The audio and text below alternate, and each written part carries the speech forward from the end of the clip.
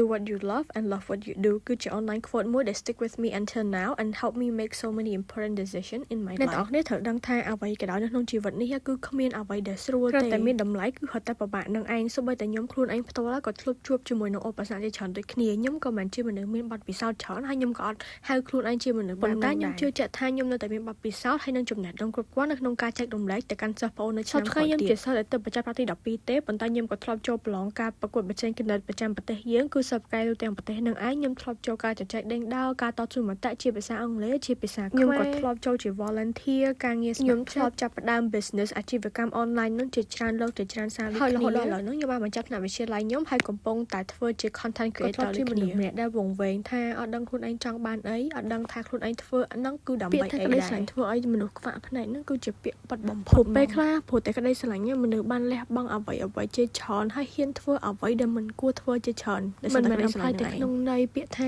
ស្រឡាញ់មនុស្សរវាងមនុស្សទេមនុស្សទៅកាន់អាជីពមួយមនុស្សទៅកាន់វត្ថុអីឧទាហរណ៍ថារឿងបន្ទុកចង់ព្រោះតែបន្ទុកល្អសោះសុខចិត្តអត់កេងផងអត់ញ៉ាំបាយផងហ៊ានដាច់ហើយដល់ធំឡើងទៀតបញ្ហាអត់ចុះចាប់បញ្ហាឧទាហរណ៍ថាវិការនឹងចំណូលចូលគ្រួសារព្រោះតែលុយមនុស្សហ៊ានលះបង់កិត្តិយសខ្លួនឯងលះបង់ភាពកេរខ្មាស់របស់ខ្លួនឯងបើសិនតែអ្នកនរគ្នាកំពុងតែរីរេអត់ដឹងថាខ្លួនឯងគួរយកមួយណាអត់ដឹងថាខ្លួនឯងគួរចាប់នេះចាប់នោះអ្នកនរគ្នាបានសួរខ្លួនឯងហើយនៅថាមួយនឹងគឺជាអ្វីអ្នកនរគ្នាស្រឡាញ់ដូចរឿង content ចឹងអ្នកខ្លះតាមមួយយប់គឺគេផ្ទុះបានទេប៉ុន្តែអ្នកខ្លះទៀតត្រូវការ build content ខ្លួនឯងឡើងមកតាំងពីតូចមកតែធ្វើរហូតដល់សប្តាហ៍ថ្ងៃដោយសារអីគឺដោយសារតែក្តីស្រឡាញ់ខ្ញុំធ្វើអត់ចេះហត់ធ្វើអត់ចេះអូនតែគឺសូម្បីតែការសិក្សាក៏ដូចគ្នាអ្នកខ្លះមានចំណងចំណូលខាងហ្នឹងអ្នកខ្លះទៅក៏អត់មានចំណងចំណូលសោះហ្មងហើយខ្ញុំយល់អញ្ចឹងបើអ្នកទាំងអស់គ្នាកំពុងតែ lost ខ្ញុំចង់ដាក់សំណួរអ្នកទាំងអស់គ្នាមួយសួរខ្លួនឯងថាស្រឡាញ់អត់